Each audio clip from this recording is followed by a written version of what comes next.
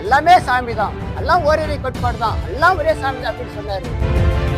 நிறைய பசங்க படிக்க வைக்கிறாரு, நிறைய பேருக்கு உதவி பண்றாரு.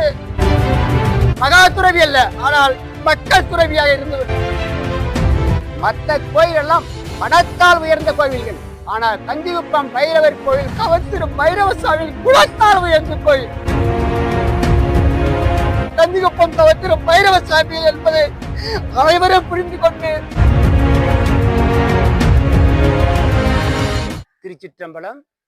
அருட்பெருஞ்சோதி அருட்பெருஞ்சோதி தனிப்பெரும் கருணை அருட்பெருஞ்சோதி.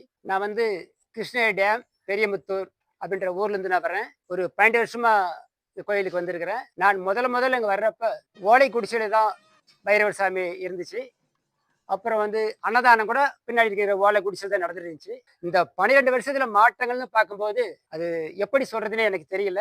அப்படியே உடம்பெல்லாம் செலுக்குது.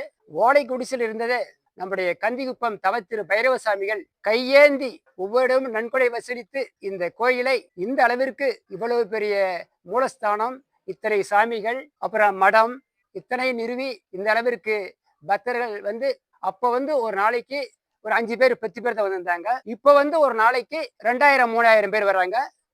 கார்த்திகை மார்கழி தை மாசம் ஓம் சக்தி மாலை போடும்போது, ஐயப்பனுக்கு மாலை போடும்போது, அந்த மாதிரி வரும்போது ஒரு நாளைக்கு 100 பஸ் வர்றது உண்டு. அதுல பக்தர்கள் வேற பொழுதுக்கும் வருவாங்க. ஒண்ணு.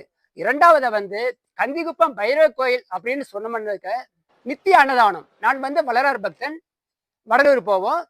அங்க கூட டைமுக்கு டைம் தான் சாப்பாடு. ஆனால் கந்திகுப்பம் பைரவர் கோயில் 24 மணி நேரம் சாப்பாடு.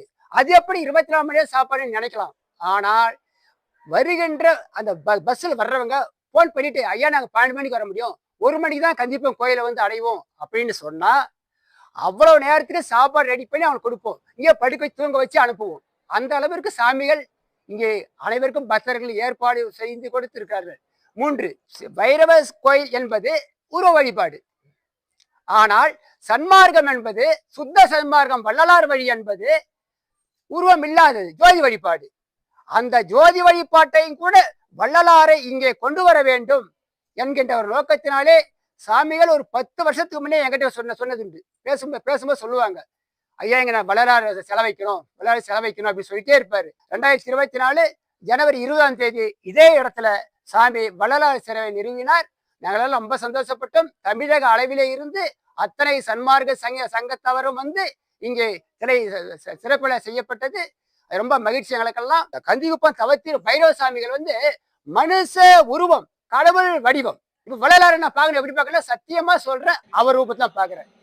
அருட்பெருஞ்சோதி எப்படி பார்க்கணும், அவர் ரூபத்துல பாக்குறேன். அதனால தான் நானே வரேன். இப்ப நான் இங்க வர மாட்டேன், வர வேண்டிய அவசியமே கிடையாது. முதல்ல எனக்கு அவருக்கு அறிமுகம் ஆகும் போதே நான் சொன்னேன், சாமி நான் வளரார் பக்த சாமி அப்படின்னா, ஐயா நீங்க அங்கே இருங்க, எல்லாமே சாமி தான், எல்லாம் ஓரிரை கோட்பாடு தான், எல்லாம் ஒரே சாமி தான் அப்படின்னு சொன்னாரு.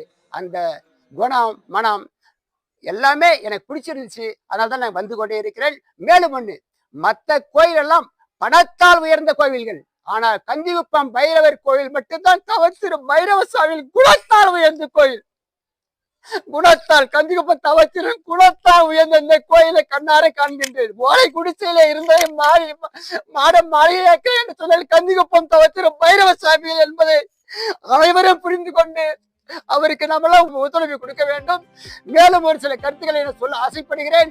சாமிகள் அநாதை இல்லம், பள்ளி, கல்லூரி மாதிரி நிறைய செய்யணும்னு ஆசைப்படுறாரு. நிறைய பசங்களை படிக்க வைக்கிறாரு, நிறைய பேருக்கு உதவி பண்றாரு. உதாரணத்துக்கு யாரா இல்லாதப்பட்டவங்க ஒரு விபத்து நடந்து இது பண்ணா கூட அவங்களுக்கு 5000-10,000 ஹாஸ்பிட்டலே இப்ப கையிலே கொடுத்துட்டு வர்றாரு. அந்த அளவுக்கு ஒரு பெரும்பாலும் துறவி இருந்தாக்க ஒரு ஆசீர்வாதம் பண்ணுவாங்க, அதோட தான் நிற்பாங்க. ஆனால் நம்முடைய சாமிகள் அப்படி இல்லை, மக்களோடு மக்களாக மகா துறவி அல்ல, ஆனால் மக்கள் துறவியாக